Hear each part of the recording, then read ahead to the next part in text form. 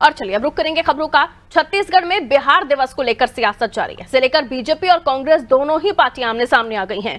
कांग्रेस के PCC chief Deepak Baij ने कहा, भाजपा की प्रभारी बिहार से हैं, इसलिए सरकार चापलूसी करने का काम कर रही है। वहीं दीपक बैज के बयान पर पलटवार करते हुए उप मुख्यमंत्री अरुण साव ने कहा, ये छत्तीसगढ़ में जनता से पिटे हुए हैं और मुद्दा विहीन लोग हैं, इसलिए हर चीज में इनको राजनीति दिखती है।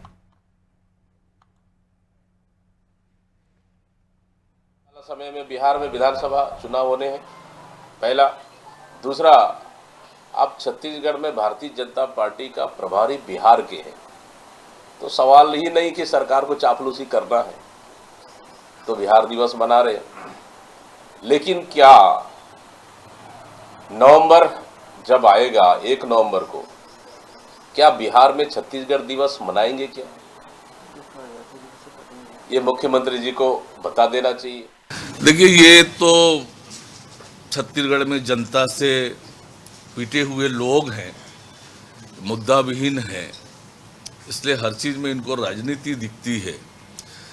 और ये जोड़ने का नहीं, तोड़ने का काम और तोड़ने की मानसिकता रखने वाले लोग हैं।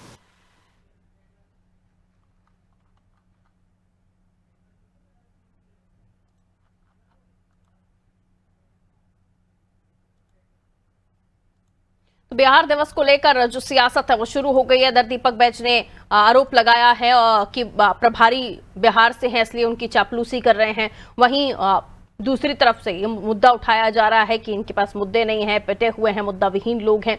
आइए छत्तीसगढ़ की राजनीति को समझने की कोशिश करते हैं जो बिहार दिवस मनाने के ऊपर हो रही है। हमारे सहयोगी रिया हमारे साथ जुड़ रही हैं जो बताएंगे कि किस तरह का माहौल इस वक्त देखा जा रहा है। रिया, बिहार दिवस मनाना जिसको लेकर बीजेपी और कांग्रेस के अपने अपने तर्क है, लेकिन सवाल ये है कि किसी भी कार्यक्रम को लेकर हम बात करें तो कहीं से भी हम विपक्ष की तरफ से कोई भी पॉजिटिव प्रतिक्रिया नहीं देखते हैं, सकारात्मक प्रतिक्रिया नहीं देखते हैं। हर चीज में राजनीति करना जरूरी है। अगर बिहार दिवस मनाया जा रहा है तो ये बिहार के लिए, बिहारियों के लिए गौरव की बात है।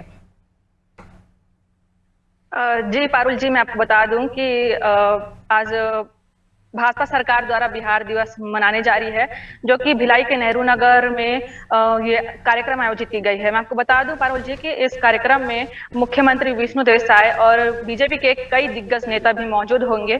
और इसी पर भी जो भाजपा और कांग्रेस है, दोनों में ही सियासत गरमाई हुई है इसे लेकर, बिहार दिवस को लेकर। इसी पर दीपक बैज ने मीडिया से चर्चा करते हुए कहा है, भाजपा ऊपर निशाना साधते हुए, कि भाजपा के जो प्रभारी बिहार से ही है और इसी कारण सरकार चापलूसी कर रही है, चापलूसी करने का काम कर रही है। तो दीपक बैज इसी पर, इस बयान के ऊपर उप मुख्यमंत्री अरुण साव भी पलटवार किए हैं। आज उन्होंने कहा है कि कांग्रेस के लोग इन चीज को राजनीति समझ दिखते हैं, ये जोड़ने का काम नहीं तोड़ने का काम करती है।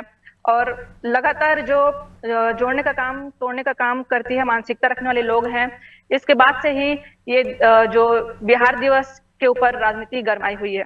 जी बिल्कुल।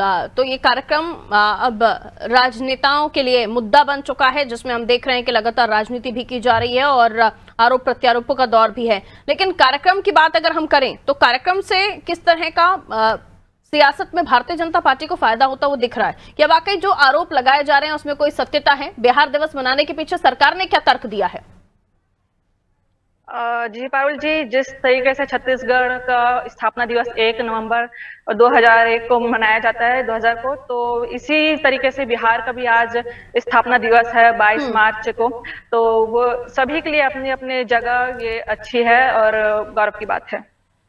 बिल्कुल। तो ये वजह जरूर दी गई है, लेकिन इसके पीछे कहानी भी बहुत अलग है, क्योंकि एक तरफ बिहार का स्थापना दिवस है वो छत्तीसगढ़ में भी मनाया जा रहा है और इसके पीछे जो राजनीतिक पंडित हैं वो अपना अलग तर्क दे रहे हैं। बहरहाल बहुत शुक्रिया रिया जानकारी के लिए।